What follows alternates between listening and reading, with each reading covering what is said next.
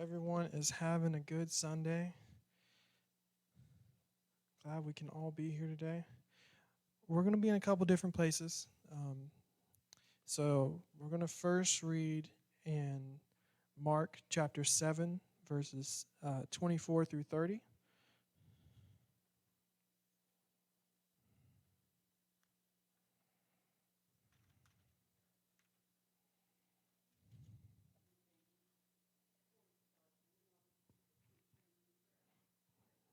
Yes, ma'am.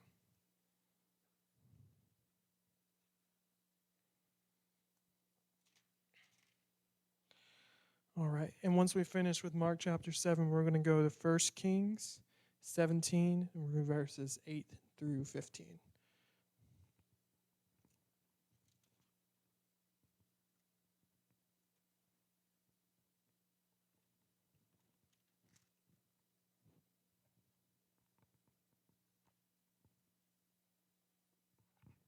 All right. Let's go ahead and we're going to jump into it here. Verse 24. From there he rose and went to the region of Tyre and Sidon, and he entered a house and wanted no one to know it, but he could not be hidden. For a woman whose young daughter had an unclean spirit heard about him, and she came and fell at his feet. Now the woman was a Greek, Syrophoenician by birth, and she kept asking him to cast the demon out of her daughter. But Jesus said to her, "Let the children be filled first, for it is not good to take the children's bread and throw it to the dogs." And she answered and said to him, "Yes, Lord, even the little dogs under the table eat from the children's crumbs." Then he said to her, "For this saying, go your way, the demon has gone out of your daughter." And when she came to her house, she found the demon gone out and her daughter lying on the bed. All right, then we're going to jump over to First Kings really quick. And we're going to be reading verses 8 through 15. And here in verse 8 it says, "Then the word of the Lord came to Elijah, saying, Arise, go to Zarephath." I may be butchering that name. Y'all stick with me, okay? "Which belongs to Sidon, and dwell there. See, I have commanded a widow there to provide for you." So he arose and went to Zarephath. And when he came to the gate of the city, indeed a widow was there gathering sticks. And he called to her and said, "Please bring me a little water in a cup that I may drink." And as she was going to get it, he called to her and said, "Please bring me a morsel of bread in your hand." So she said, "As the Lord your God lives, I do not have bread, only a handful of flour in a bin and a little oil in the jar. And see, I am gathering a couple of sticks that I may go in and prepare it for myself and my son, that we may eat it and die." And Elijah said to her, "Do not fear. Go and do as you have said, but make a small cake from it first and bring it to me, and afterward make some for yourself and your son. For thus says the Lord God of Israel, the bin of flour shall not be used, nor shall the jar of oil run dry until the day the Lord sends rain on the earth." So she went away and did according to the word of Elijah, and she and he and her household ate for many days. The bin of flour was not used up, nor did the jar of oil run dry, according to the word of the Lord which he spoke by Elijah. All right. If you would, we're going to get everybody involved today. I want you to look at your neighbor and give them the title of my message today. It's called "It's the Little Things." It's the little things. Yeah, if you saw Ashley's post, I changed the title, so y'all forgive me. Y'all can use the other title if you want. The other title was "A Crumb is All You Need." Y'all can pick which one you like.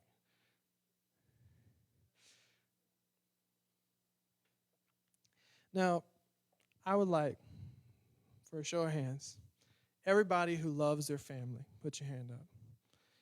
Now, if y'all don't put your hand up, we got a problem. We might have to change the whole sermon. Okay, we might have to reroute if somebody didn't put their hand up. Right? Also, put your hand up for me if your family drives you crazy. All right, good. I don't have to change the sermon for that one either, because I know if you didn't put your hand up, you're lying on that one. We're going to have to get on the altar today.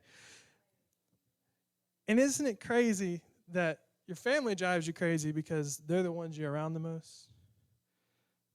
It's the things of your family that drives you crazy that other people may find funny or cute or anything like that. It's those little things, right? It's always kind of funny when you're sitting around on the couch watching a movie or something, and then somebody falls asleep and they start snoring. Right? I remember us watching a movie one day, and we're sitting there, and Ronnie's laying back, he's snoring.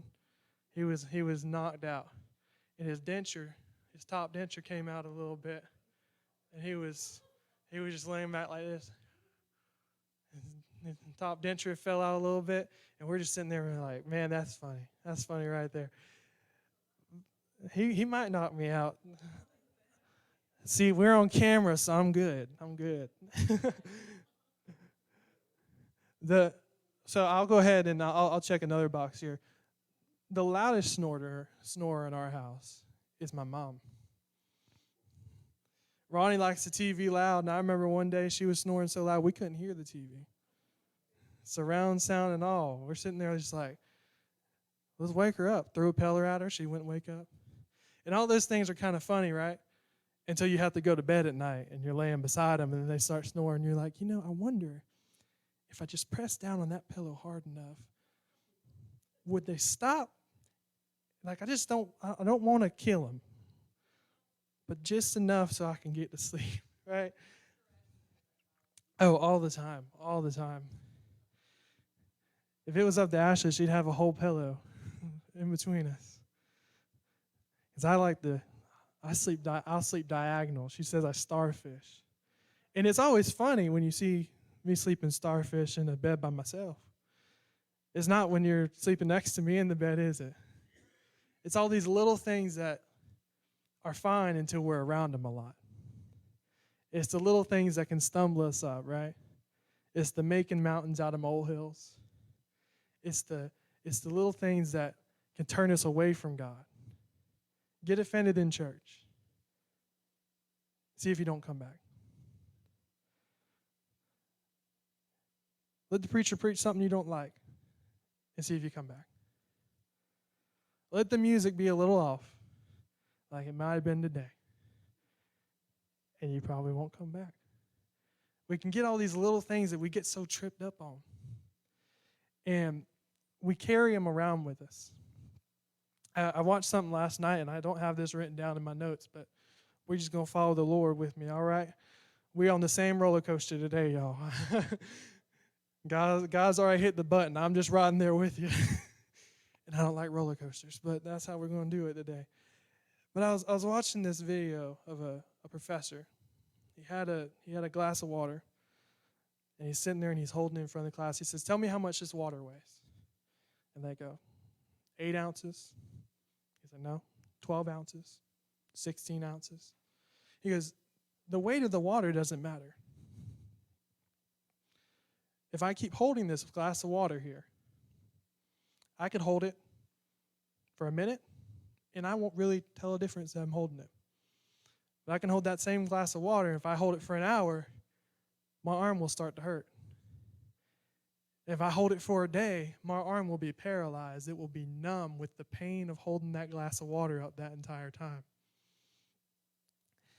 And when we get caught up on these little things in our spirits, when we give in to the self-doubt that tells us that we are the little thing, that God can't use us because we are so small, that weight, that little weight, starts to carry in our heads. And before you know it, you're sitting in church. You're trying to worship, but you can't lift your hands because your weight's a little too heavy. It's a little too numb. You can't listen to the preacher talk because everything else has already numbed your brain. We can't focus in. We can't tune into God because we start holding on to the little things. And I use both these stories because I could go into all the digging I did on these things, but we're just gonna go here with our first lady, the dog lady, as you may call her. And I feel like if anyone in the Bible got the least Jesus response out of Jesus, it was probably this lady. Could you imagine hearing about Jesus and then hearing that Jesus is making a pit stop in your town, a town that is outside of Israel, way outside of Israel? It's not like, oh, hey, you just go across this little lake and then it's kind of out of the way a little bit. No, this is a completely different country that he is stepping foot into. Trying to get away. He's having a little vacay. He said he didn't want nobody to know he was there. He said, man, these people are dumb. I need a moment, y'all. I need a moment to get away. And he's getting away, and this woman hears about him, and she tracks him down, private investigator style, to a house that no one knew he was at besides the disciples. And she's like, I know you were on your vacation, Lord, but I just need a little help. I need a little help. And he looks at her and says, the dogs don't get no food. I don't know about y'all, but I feel like if it was me, I feel like if we were honest, if it was any of us, and Jesus said, I'm sorry, but the dogs don't get the blessing, I probably would have slapped Jesus' cheek and wait for that other one to come around and get it too. I would have been like, I know you didn't. I tracked you down, my man. Nobody knew you were here, but I found you. I came for you. And we get, that would be that little thing that'd be all we need, right? Could you imagine sitting there giving a response to him? A boss gives me a bad review, and I don't want to talk to him afterwards. Right? A boss says something bad about you, you're like, you know what? I'm going to go walk away, and I'm going to talk crap. I'm going to talk so much junk about that boss to my coworkers. I ain't going to say nothing to him, but I'm going to walk away and tell everybody about how he talked to me. Right? Let the pastor not show up when you're in the hospital because he's busy or something. You're going to tell everybody, he don't care about me. He don't love me. I shouldn't even be going to that church. Right? And in the same way, the opposite way, the pastor does come. Oh, he was so wonderful. He was so great.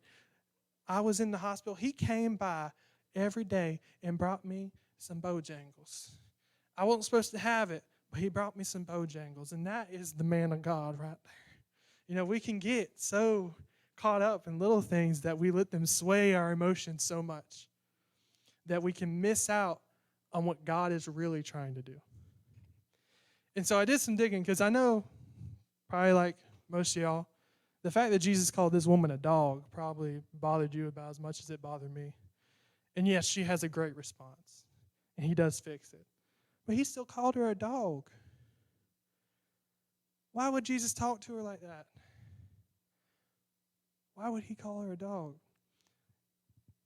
So I started digging into the Greek words, because you gotta dig into those words sometimes. And I found that the word that Jesus uses for dog is the only time this word is ever used in the Bible. And it does mean dog. I'm sorry, get y'all's hopes up. It does mean dog. But every time you hear about dogs in the Bible, you hear about Jezebel and how she fell down and the dogs were going to eat her body parts, and how they came and licked the wounds off of a person until they died, and all these things. Dogs are normally described in the Bible as scavengers. They're described as things that are wild, and they're just all over the place. They're mooches, all those things that they just want something because they want it. But the term Jesus uses here is a house dog. A dog that is a pet. And it's still a dog, Jesus. It's still a dog. But if you start looking in the culture, you start digging into that and going further into it, this woman isn't a Jew. And the other thing we know about the disciples and we know about Jewish culture at this time is that they associated righteousness with karma. The book of Job, the whole point of it is Job must have done something bad to get what happened to him. And that was Jewish ideology. The disciples even say that. Jesus goes, I believe it's a blind or a deaf man. I may be mistaken. But when Jesus heals him, they said, so who sinned first? Was it his parents or was it him? Because he was blind or deaf since his birth. Because that was the only way they could understand why God would give tribulation. So this woman has a daughter possessed by a demon. So she's an outsider. She's not Jewish. And then on top of all of that, she's a sinner. She doesn't even deserve to be in the presence of Jesus. She doesn't deserve to even be anywhere near him. She shouldn't even gone to this length to get close to him. And yet, Jesus looks at her, and instead of calling her a scavenger or a mooch or trying to take things that aren't hers, take things from the Jews that aren't hers, he says, you're a house dog. Because the same house that my children of Israel are in, you're there too. At the same table, you're right there. And even though they may have called you a scavenger and they may have called you a dog or a wild animal, something that is trying to steal what is theirs, steal their culture, steal their God, steal their blessings, it's still yours. Just as much as it is theirs. Jesus doesn't say, there is none left for you. It says, let the children eat first. And it's so easy to skip over that part because you follow the part of dog right next to it. But it doesn't mean that there's not some left for us. It doesn't mean that there's not those crumbs left for us. And it would be hard. It's hard for us to think of a breadcrumb being anything worth mentioning, being anything that is worth our time. I mean, could you imagine if you came to me and you were hungry and I gave you a breadcrumb? Let's go a little bit bigger than a breadcrumb, right? I'll give you a piece of communion, one of them little wafers. You ain't going to be full. You're going to be hungry the second you walk out the door. And so that we associate the little things that God does for us and we overlook them. We overlook that God, oh, hey, he woke me up this morning. And I am the chief of this. I'm going to take Paul's words for a moment. I am the chief of being ungrateful. Me and Ashley have a great house. Love our house. I still got the Zillow app on my phone to go look at houses in the area, though. And I'm like, man, that one's got 5 acres of land, and it's a little bit bigger. It's way more expensive. And you'll look at things, or you go look at the car that still drives, and you're like, but then you go look at the car dealership, and you're like, ooh, I love me a Nissan Frontier 2022. All right, let's talk about it. Right? It's so easy to start looking at things and going, I mean, what I got's good, but it's not that.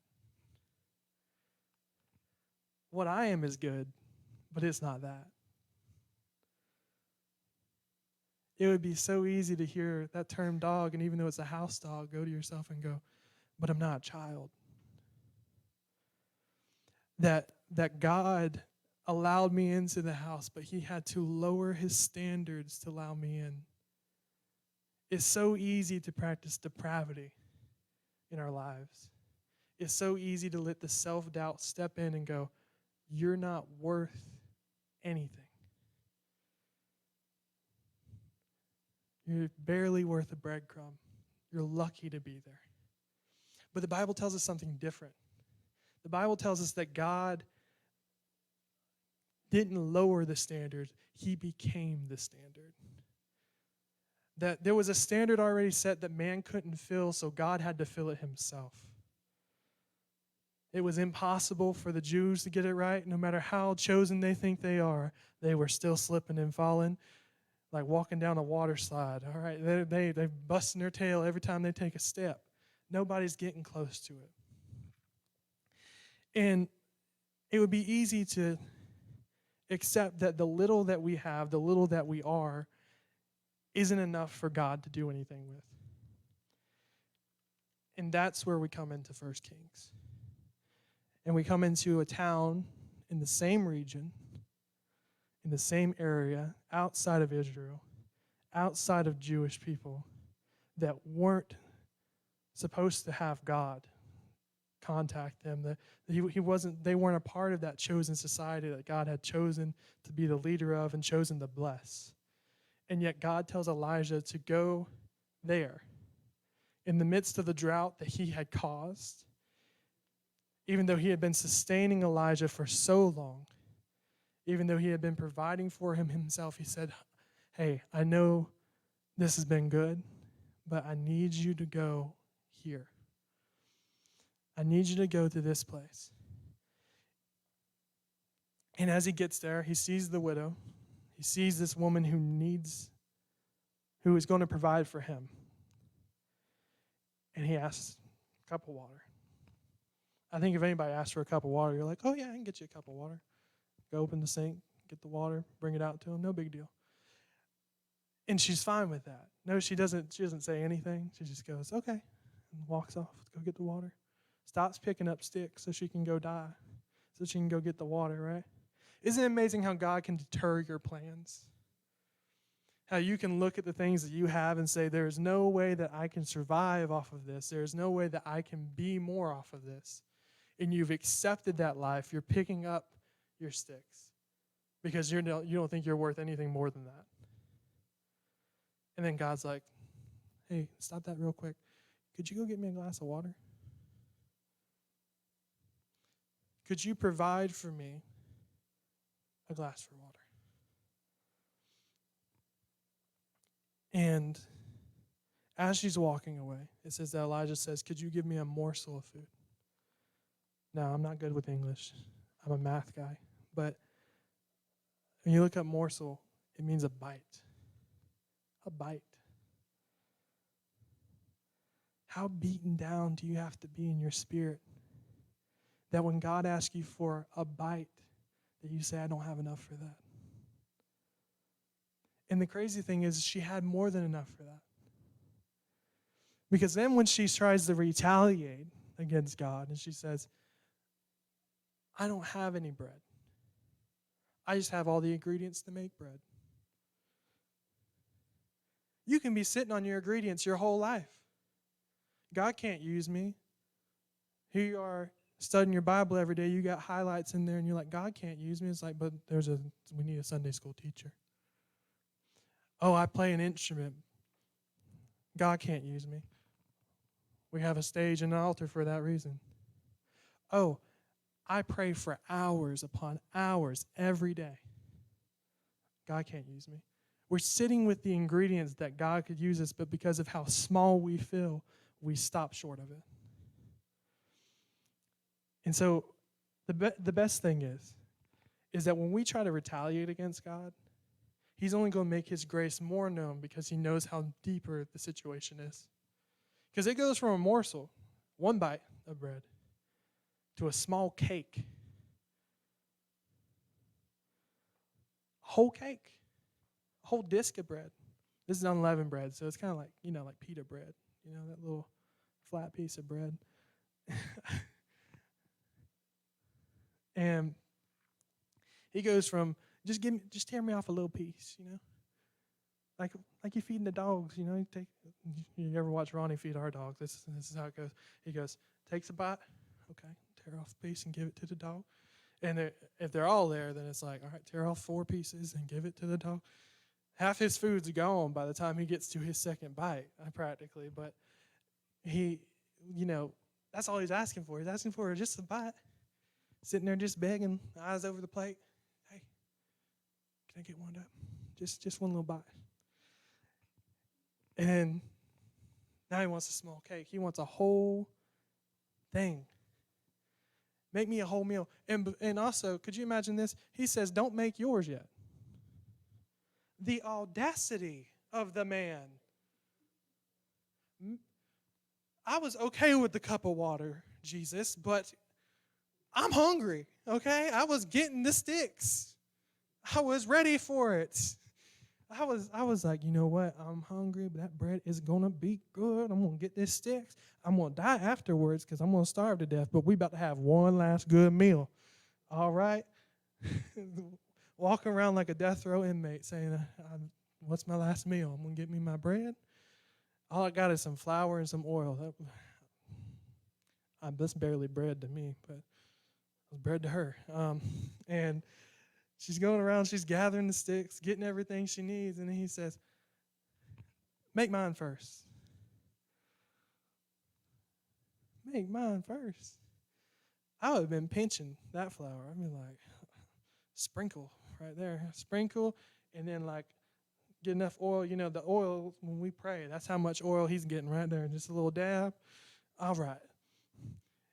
That thing probably looks like oh boy, cornflake. Yeah, like a cornflake. And say, here you go. I hope this lasts you because I'm trying to make sure I get my food. It doesn't say she does that, but that would have been me. Y'all. I've been like, all right, if I get this much, we still got 2 good sized ones. He got a little bit. That's okay. He said he wanted his first, so I'm going to make do with it. And then you got to think, too, I hope she gets the food back out before the sticks burn up. Then she got to go get more sticks. She got to start the whole process over again. God interrupts our plans with his own plans. And it's so easy to feel small, to feel so caught up, to feel that I only have this much, God, to offer. And you want yours first. God, I only got so much money in this paycheck. You want yours first. God, I don't know if I'm going to make the bills this month, but you want yours first. God, I barely got time to get home and eat a meal, but you want your time first. And we'll get in that mindset of, I'm too busy for God. My bills are too tight for God. I can't go and give to people because I don't have enough to give out. God hasn't blessed me with that much. I can't tell people about Jesus because I don't have that much of a foundation to stand on. Meanwhile, you're walking around a rock the size of the YMCA because we sell ourselves short. That's exactly what the devil wants us to do. You sell yourself short, you're going to freeze. You're going to have that glass and won't be able to move. Because the things that God tells you not to worry about. Don't worry about the food. Don't worry about the clothing. I got you. Meanwhile, I'm getting my sticks for my last piece of bread. But God's got me. Could you imagine walking around, picking up your sticks for your last piece of bread, and God's like, don't worry, I got you. You're not even my God. She doesn't say our God. She says your God. She don't even believe in him. You read further on in the story, when her son dies, she says, your God better straighten this out. You've been living with me, eating my bread, and then my boy dies? Come on. And a lot of times, we don't see what God is doing behind the scenes. We don't see that out of an entire country of people that Elijah called home, there was only one place that God told him to go. There was only one place that God had prepared someone to provide for him. There was only one place with someone faithful enough to trust and not shorten his piece of bread for God to make more. And that place wasn't where he was from. And when you dig into it, where he was at to where he had to go, it was nowhere close. I always read the story like Elijah, he's by that brook. He gets up, he turns around, he walks, down the street a little bit, and there he is. He's at the woman's house. He's right there at the woman. It's 100 miles That man had to walk for days to get to the town that God told him to go to because she was the only person that was going to provide for him. He walked past all these towns, all these people that God could have used, but God chose her. God chose you. Because when we stop selling ourselves short, we can start to see that full picture of out of everyone that God could have gave your house, your car, your job, your family, the people that are in your life that God has chosen to bless you with so that you can bless them, God gave them to you. God gave all of it to you because that's who it was meant for. And we sell ourselves short. We buy into the lies that the devil tries to tell us because it's easier to buy into lies than to believe the truth when time gets hard. It's easier to believe that little voice in your head that says, I don't know how we're going to make it through this month. I don't know how we're going to make it through today. I don't know how we're going to make it to the end of the shift right now. I'm so done. I'm so tired. I'm so wore out. But in God, we can be undone. God knows every crack in our canvas. He knows every tear that we've shed. He knows every piece of oil that we have and every grain of flour that is in the pot. He knows everything that we have to work with. And He still makes a way for it. He still pours into us. When the oil runs low, God has more to give you.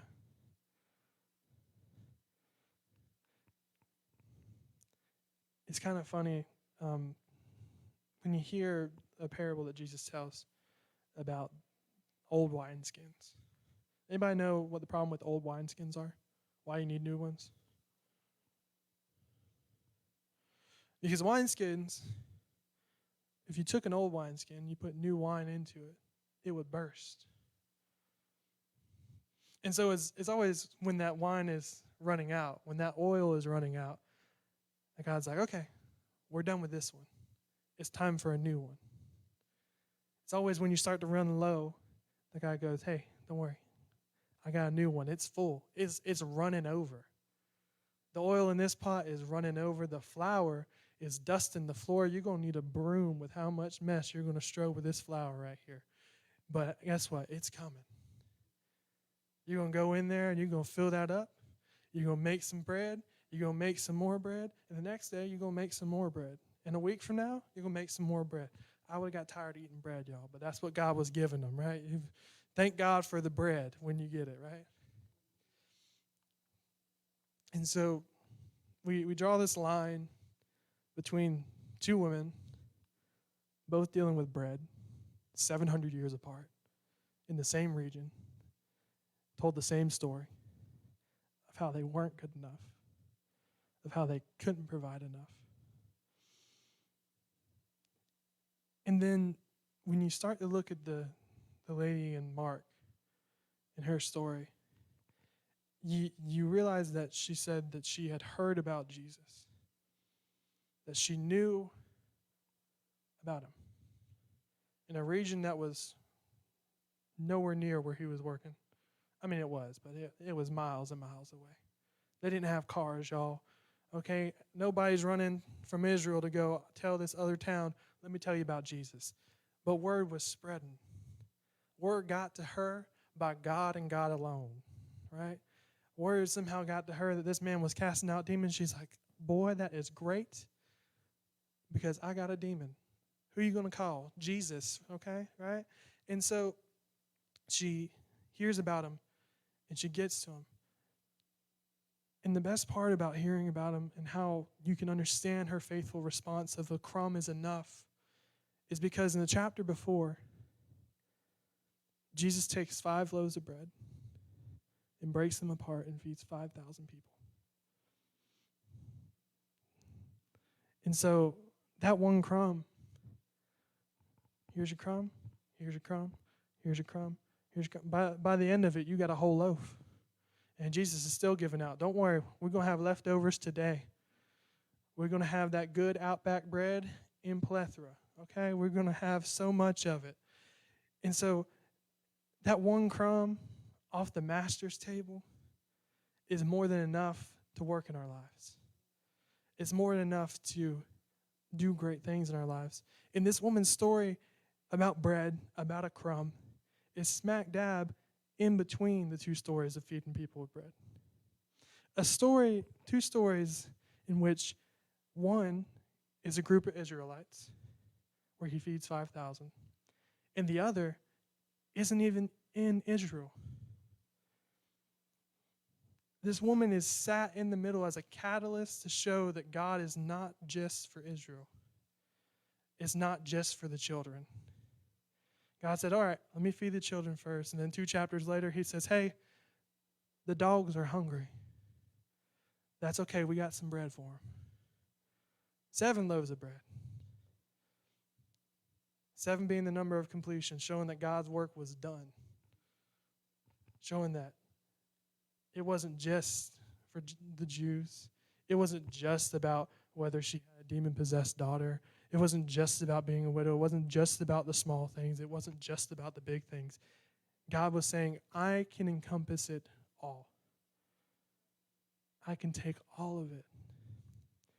I can take your sin that doesn't explain why you're in the situation you're in all the time.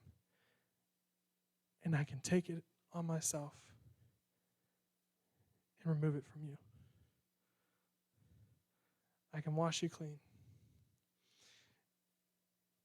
So, today, if anything, you don't get anything else out of this lesson. It's the little things that can drive us and make us feel small, make us feel short of the glory of God, to make us feel like he had to lower the bar to let us in. But God doesn't chase perfection. In fact, God doesn't tell us that we have to be perfect. And it's so easy to get caught up in that way. Church culture will tell you that you have to be perfect. And if you're not, just sit on the pew, sit there and be quiet, look pretty. Don't say too much when people come in. Listen to the preaching, get out the door. But Jesus says this is a walk of faith. And sometimes in your walk, you trip and you fall. I'm super clumsy, trust me, I know, I fall all the time. And when we stop believing the lie that God expects perfection from us, you'll notice it gets easier to get up and get over that little molehill. Get over that little small thing that's tripping you up and get over it. Because God is so much more than it. God isn't, a dictator. He's not going to punish you every time you fall. Christianity is not karma. It does not reward you for good things, and it doesn't harm you for bad things. Despite what people may think. I'm sorry if you're blessing people because you think that God's going to give you something good out of it. You're doing it for the wrong reason. And so God can fill us up, and He can make us overflow with His blessings, and He can help us to get over each and every step. When we fall, He picks us up. He reaches us out, and He's like, all right, let's keep walking. Don't worry about it. It was just a little hole. That could be the deepest hole ever, and God's like, hey, don't worry about it. It's a little hole. We're going to keep going. Don't worry about it. He tells us to pursue progress over perfection.